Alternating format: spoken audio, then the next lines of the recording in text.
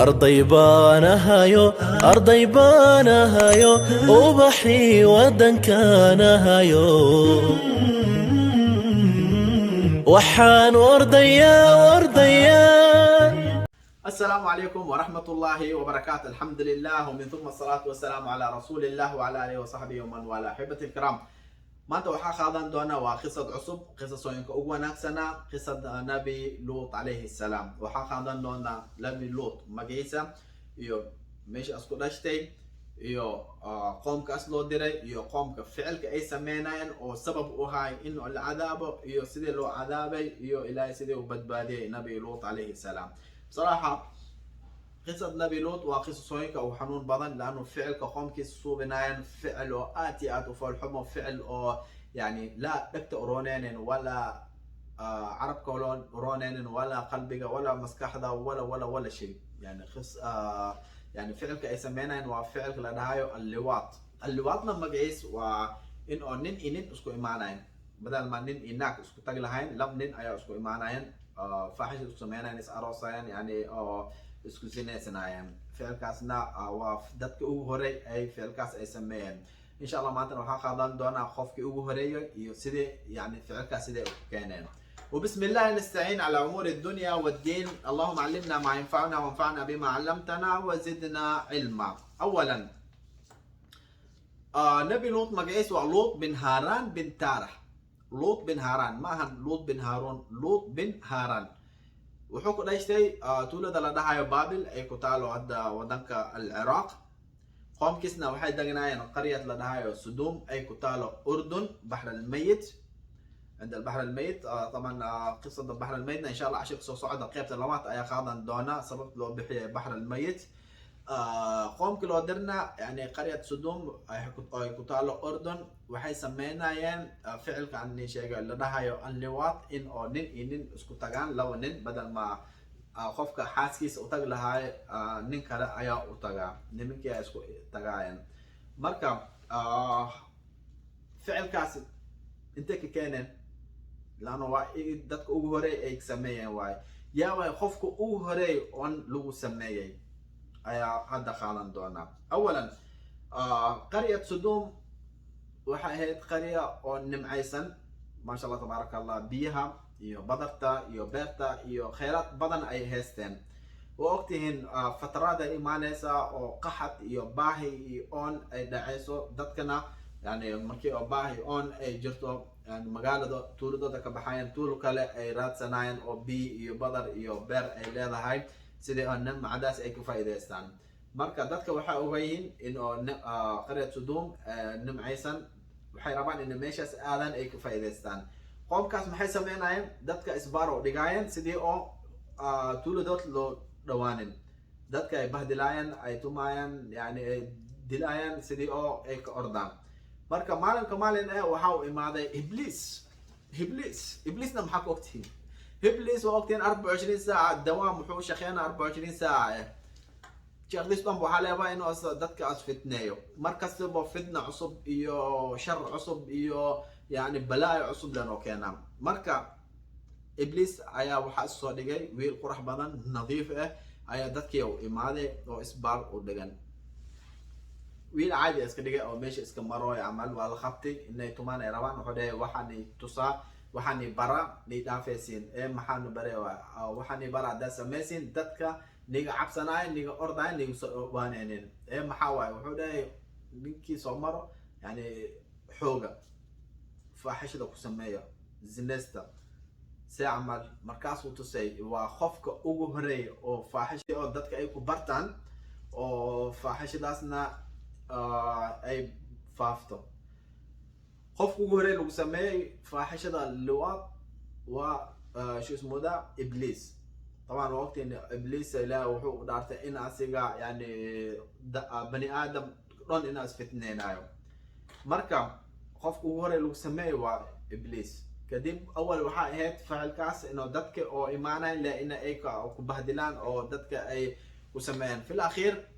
فاحشة ويفافتي إلا يوم مقالة دوت أي كفافتي. لدرجة وحب نخطي إن كلهم كاتب رب وحلب أصنخضم فحش داس أي نخطه marti kasub imaadabo in oo xoog lagu xoogabo in oo lagu sameeyo qofkiiba oo martiba oo imaado yani in oo koobo lagu soo dhaweynayo in as la xoogo ilaa ma qaryadii dhan waxayba naqatay wad luwad yani xataa niminkiiba naagi dhanba waa iska dhaafeenba waxaaba naqday inuu nimin la israadiyaan إلا يعني موضوع عادي أصلا ناخذه الليل ونهار بالسر وبالعلن لدرجة إنه ما في لا حشوت ولا خجل ولا يعني استحياء ولا حاجة وحناخذ الفعل عادي فاحش دي مرة وكبضتي زيادة ناخذه إلهي سبحانه وتعالى قوم كما عذابه إلا النبي أصدره حق لتصيو رنت لو شيغو هدي إلى آمنا حق أي راعا واسدين لربي haddii ay diidaan casiyaankood iyo kufrigood iyo tuqyaankood ay ku socdaan markaas inoo cadaabta ay kusoo degto marka waxaa loo soo diray nabi luut qoomkii markaasuu imaaday waa waaniyay leel ونهار وسر وعلن وسي خاصيعam yani lidarajat inuu dadkii dhan waa diideen xaqa إلا يعني حتى آيدون بدن أي كاتليس قصة النبي لوط عليه السلام يعني حتى إنترنت كاركيسين يكتب وياك أي كاتلاين قصة النبي لوط قصة وينيرتا يعني واني سوق كوبينا واني سوق جابينا هلا مهم إيه نجسينا وحي أو تفاصيل ديرات إنترنت كأي كاليسين أيضا في سورة الأعراف هذا ولوطا إذ قال لقومه أتأتون الفاحشة ما سبقكم بها من أحد من العالمين آية لبات في سورة العنكبوت ولوطا إذ قال لقومه إنكم لتأتون الفاحشة ما سبقكم بها من أحد من العالمين يعني عالم كلهم بخف أو نيجون مري أو فاحشة أو سميه ملهن إلا وقومك أو نبي لوط لو دري اللي هو قرية سدوم marka faaxish markay ku badatay dadkii dhan fisqi fusuuqi ay ku batay ilaa nabi luut uu soo diray waani fi al-akhir markay ka tafasheen maxay dhaheen ayada ay leedahay fama kana jawaba qawmi illa an qalu akhriju ala luut min qaryatikum innahum unasun yatatahharun yani hala tarhilu wadanka laga dixiyo ليش لانه مزاج كود ايو قصويا حق ايو شيغويا ما ogteen مثلا qofka markii asiga oo hees aad u jecel habeen maalin dhageensanayo kul ma hees ashto as imaad dhahda qala Allah qala Rasulullah iyo marka aad waanisit waa ku naac ugu leeyahay adiga iga dhamaaw aad ma مثلا كلمات jar oo sheekalin oo ku sheegayo marka qisadeen hadda يعني وقصة نبي لوط وقومك أجهري أو سميا فعلك لوط يعني قوم ياش هر وحاين إن الصنم يال وحيال عابدان ولك عذاب لكن دتك أجهري أو فعلك لوط أو سميا وقوم نبي لوط قوم كيسا خوف أجهري لو سمينا وإبليس تمام marka qisada soo socda insha Allah ay qaadan doonaa qoomka sida loo cadaabay iyo maxaa lagu cadaabay iyo sida Ilaahay u badbaadiyay nabi Luut alayhi salaam marka qisada صراحه qisa aad يعني xanuun badan marka iska ilaaliya ficiliyalka طبعا ficiliyalka illa hadda way socdaan نعوذ بالله منه يعني hadda ayaaman حتى waxay socdaan kelmada la dhahayo oo المثليين iyo يعني waa nafsa ficilkii la waay nin isku tagaayo بس مقاعيالك أيال كل بدلية يعني والفرصة ولا حبي يعني هذا واركين خوفك موضوع عسيبه كهطلبه يعني وده ما يشرب وده ما الخار إنه أصل بهدل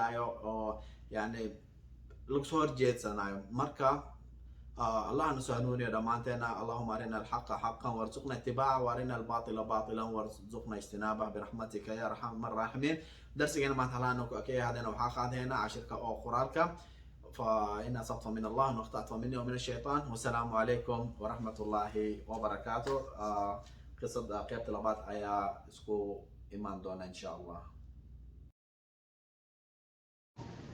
بسم الله الرحمن الرحيم هدينا عشرة قرالك أيا خاضن دونا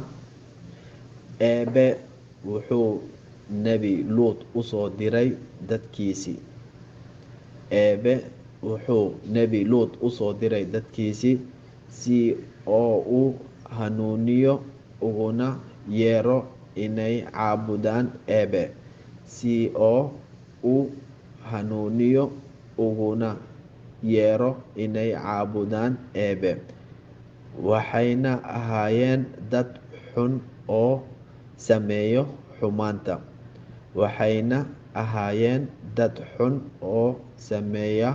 xumaanta martida kuna xadgudba martida. waxayna ahaayeen rag ka raadiya xumaan ragga kale. waxayna ahaayeen rag ka raadiya xumaan ragga kale. markale kusoo celinaa. eebe wuxuu nebi luut u soo diray dadkiisii si oo u hanuuniyo uguna yeero inay caabudaan eebe. waxayna ahaayeen dad xun oo sameeya xumaanta kuna xadgudba martida. waxayna ahaayeen ragga ka raadiya xumaan ragga kale. wasalaamu calaykum waraxmatullaahi wabarakaatu.